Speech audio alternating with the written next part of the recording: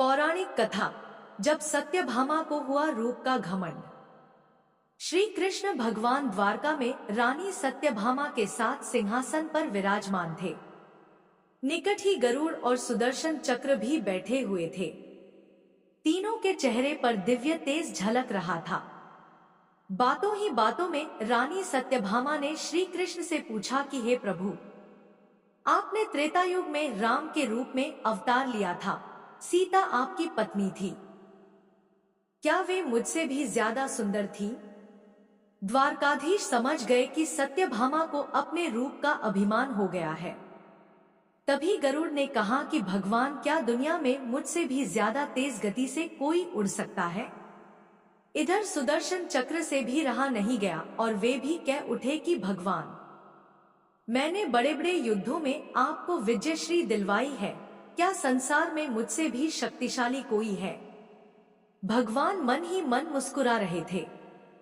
वे जान रहे थे कि उनके इन तीनों भक्तों को अहंकार हो गया है और इनका अहंकार नष्ट करने का समय आ गया है। ऐसा सोचकर उन्होंने गरुड़ से कहा कि हे गरुड़, तुम हनुमान के पास जाओ और कहना कि भगवान राम माता सीता के साथ उनकी प्रतीक्षा कर रहे हैं।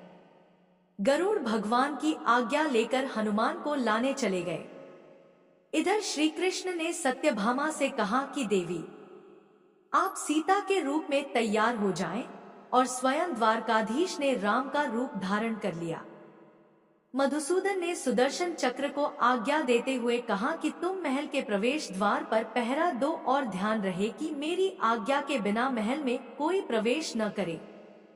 भगवान की आज्ञा पाकर चक्र महल के प्रवेश द्वार पर तैनात हो गए। गरुड़ ने हनुमान के पास पहुंचकर कहा कि हे वानर श्रेष्ठ, भगवान राम माता सीता के साथ द्वारका में आपसे मिलने के लिए प्रतीक्षा कर रहे हैं। आप मेरे साथ चलें। मैं आपको अपनी पीठ पर बैठाकर शीघ्र ही वहां ले जाऊंगा। हनुमान ने विनयपूर्वक गरुड़ से कहा, आप चलिए, मैं आता हूं। गरुड़ ने सोचा, पता नहीं यह बूढ़ा वानर कब पहुंचेगा। खैर, मैं भगवान के पास चलता हूं। यह सोचकर गरुड़ शीघ्रता से द्वारका की ओर उड़े। पर यह क्या? महल में पहुंचकर गरुड़ देखते हैं कि हनुमान तो उनसे पहले ही महल में प्रभु के सामने बैठे हैं। गरुड़ का सिर लज्जा से झुक गया। तभी श्रीराम ने हनुमान से कहा कि पवन पुत्र, तुम बिना आज्ञा के महल में कैसे प्रवेश कर गए? क्या तुम्हें किसी ने प्रवेश द्वार पर रोका नहीं? हनुमान ने हाथ जोड़ते हुए सिर झुकाकर अपने मुंह से सुदर्शन चक्र को निकालकर प्रभु के सामने रख दिया।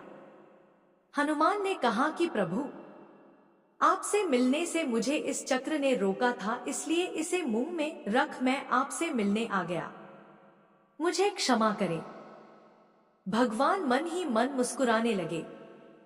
हनुमान ने हाथ जोड़ते हुए श्रीराम से प्रश्न किया, हे प्रभु, आज आपने माता सीता के स्थान पर किस दासी को इतना सम्मान दे दिया कि वह आपके साथ सिंहासन पर विराजमान है?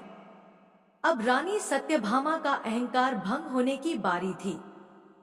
उन्हें सुंदरता का अहंकार था जो पल भर में चूर हो गया था।